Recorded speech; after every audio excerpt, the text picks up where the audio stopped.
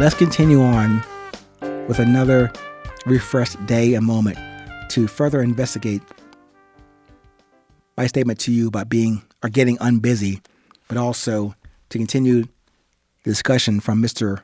Benjamin Hardy from May 25th, 2018, entitled, "If you're too busy for these 5 things, your life is more off course than you think." So we started down the path of his number one statement about organizing your life. This is the last part of that part 1, about organizing your life. Stop what you're doing and get organized. Getting organized and conscious of your present circumstances, meaning your environment, finances, relationships, purpose, and time, puts you in a position to build towards the future you want. The fastest way to move forward in life is not doing more. It starts with stopping the behaviors holding you back. If you want to get in shape, you make more progress by stopping your negative behaviors than starting good ones. So, before you start exercising, purge the junk food from your diet. I am so guilty of that. Until you stop the damage, you'll always be taking one step forward and then one step backward. Before you focus on making more money, reduce your spending. Detach yourself from needing more and become content with what you have. Until you do this, it doesn't matter how much money you make.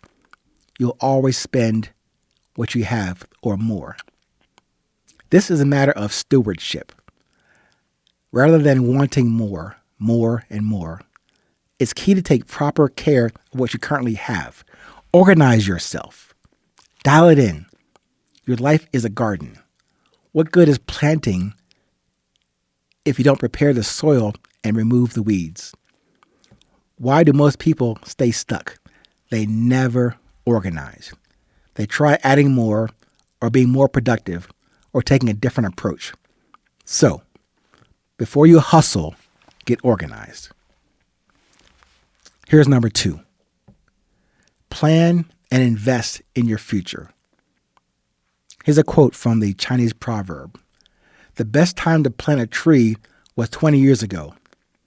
The second best time is now." Wow. Mr. Hardy continues, "Taking these foundational areas of your life and organizing them is essential to creating your ideal future."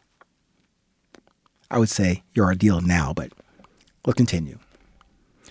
Very few people consciously plan and design their life.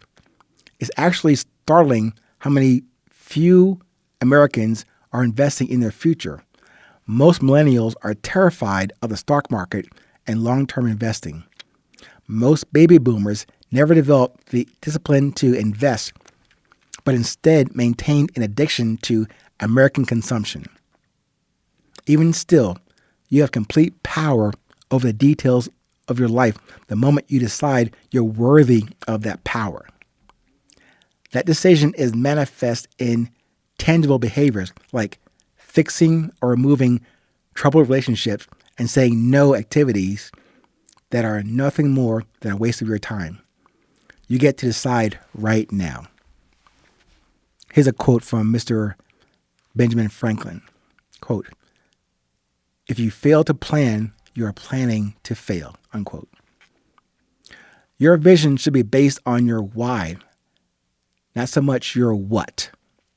Your why is your reason. Your what is how that is manifest. And your what can happen in a ton of different ways. For example, my why is to help people get clarity on the life they want to live and to help them achieve their goals in as quickly as possible. My what would be blogging, parenting, being a student, going out to dinner, and several other things. Too many people think creating a vision is about nailing down exactly what they want in the next 20 years. The problem with this mega long-term approach to goal setting is that it actually slows your potential. Instead of having a preset plan on what he wants to do, Tim Ferriss executes on a 3 to 6 month experiment. that he's currently excited about. He told Darren Hardy in an interview that he has no clue what the outcome of his experiments might be. So there's no point in making long-term plans. He has no clue what doors will open up, and he wants to be open to the best possibilities. But his why doesn't change. When you are proactively creating and collaborating with many different people, the whole becomes different and better than the sum of its parts. This is why you can't plan for everything, because at the highest level, you transcended your need to have things exactly how you want them. You know that with the help of other people, you can do things 10x, 100x, 1000x bigger and better than you could ever conceive on your own.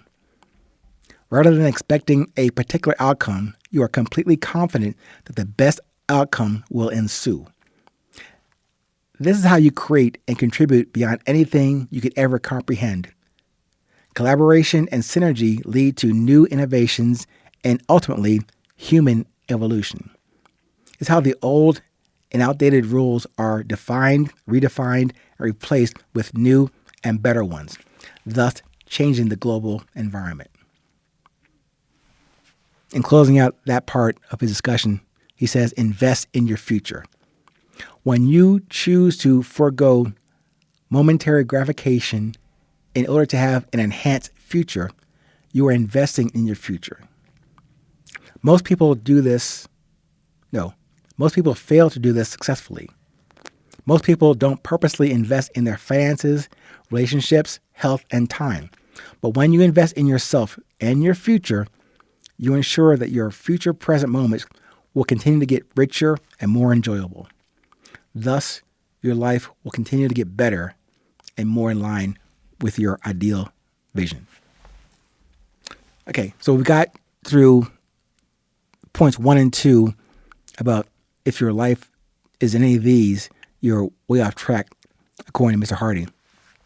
But let me close on this statement today with just one caveat, one observation. I'm not refuting what Mr. Hardy has said so far. But as I said to you, and take it for what it's worth, I don't plan on the future. I think all he's saying is spot on and can definitely help us individually and collectively in building our resilience. But that resilience has to happen now. I get the idea of investing in the future and stock market and money. I get that. But the underlying and more substantive ground for this statement about if you're off track, invest your attention and patience, beauty, drive, discipline, and desire into now and not the future. But that's my little tagline on Mr. Hardy stuff. But if we have time and space and grace for tomorrow, no, did I say that? We have another refresh of today. We'll get into the next part of the conversation. Until then, pay attention, stay present, stay current. It is always 8:20.